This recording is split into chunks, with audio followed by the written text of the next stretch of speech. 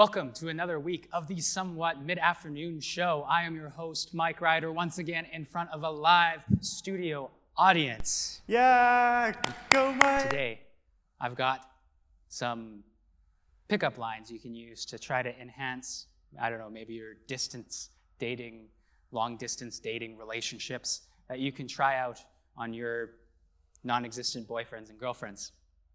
Here's your first one. I'm just a girl standing 6 feet away from a boy, asking him, maybe move back a couple more feet. Baby, do you need toilet paper? Because I can be your Prince Charming. If coronavirus doesn't take you out, can I? I bet you'd be beautiful even with a face mask on. And finally, you can't spell quarantine without URAQT. And if those don't work, why don't you try out this really bad joke? Why didn't the sick guy get the joke? Because it flew over his head. Mike, I love you! And we'll be back after this commercial break. Look at God's creation. Absolutely stunning. So much to explore. And so many adventures await.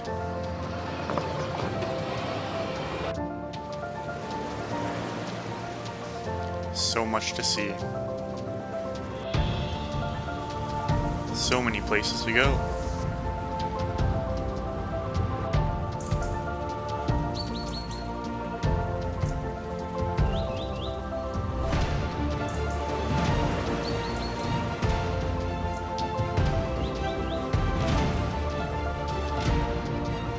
So many people to meet.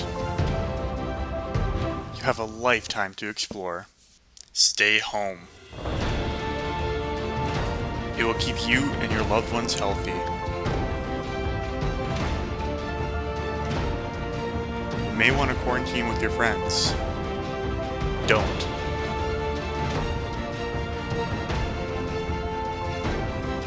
That's why we have video chat. I promise you he's happy.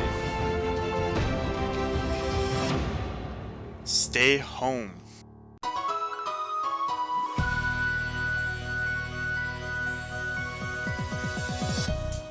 Welcome back. We're here with our very first youth guest instead of youth leader guest. We have Joel with us. Joel, welcome to the show. Hi, great to be here.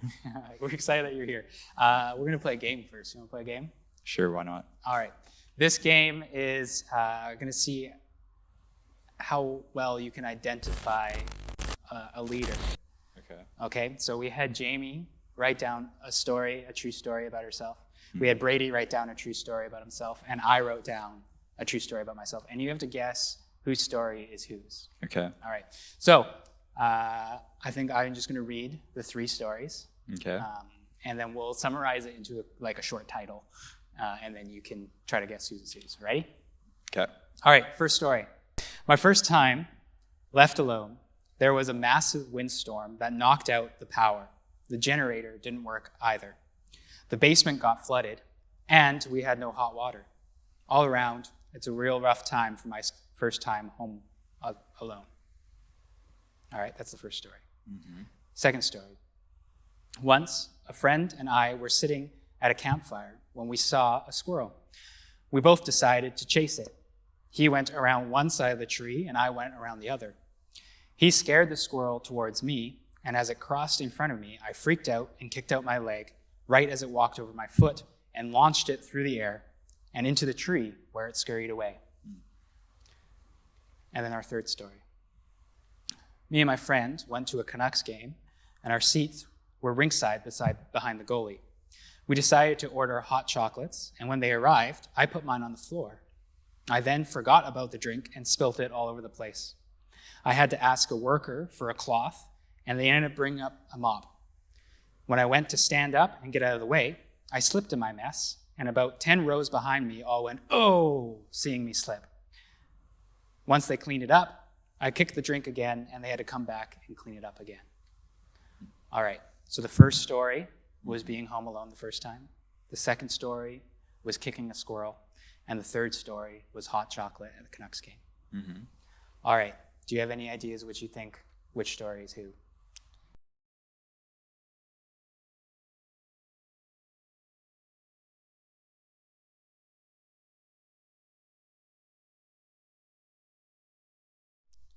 So it's between you, Jenna, and...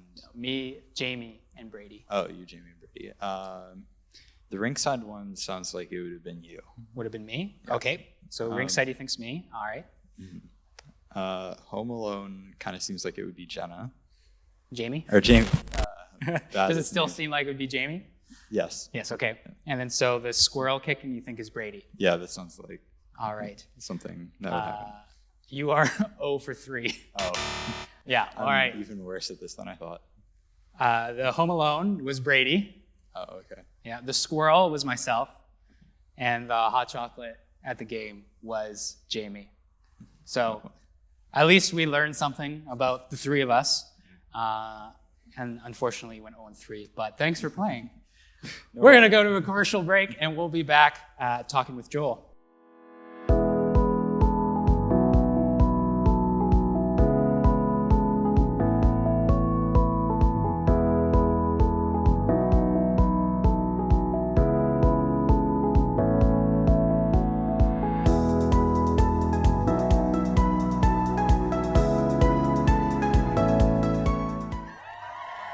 Now that you're at home in quarantine, I am sure that you have lots of spare time at home. You could be playing video games. You could be watching the greatest late night show of all time. Or you could be hacking NASA.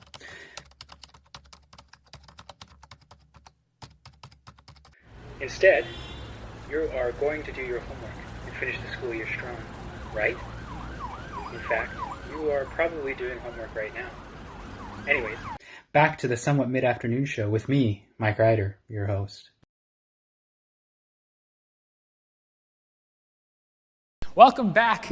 We're back here with Joel, and it's really good to have you here. You were going to be baptized at Easter, and then, Things came up.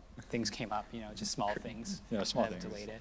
Just a small pandemic. Small pandemic. It's not a big deal. Pretty manageable. So it may happen, may not happen. Well, on that day. Yeah, it will happen. It'll happen, just maybe a bit later. Yeah, just a bit later. So I figured we would at least get your testimony out there while we're doing lots of filming. And so why not film your testimony for your baptism? So here we are. We're going to start with how you usually start, testimonies. What drew you to Christ in the first place?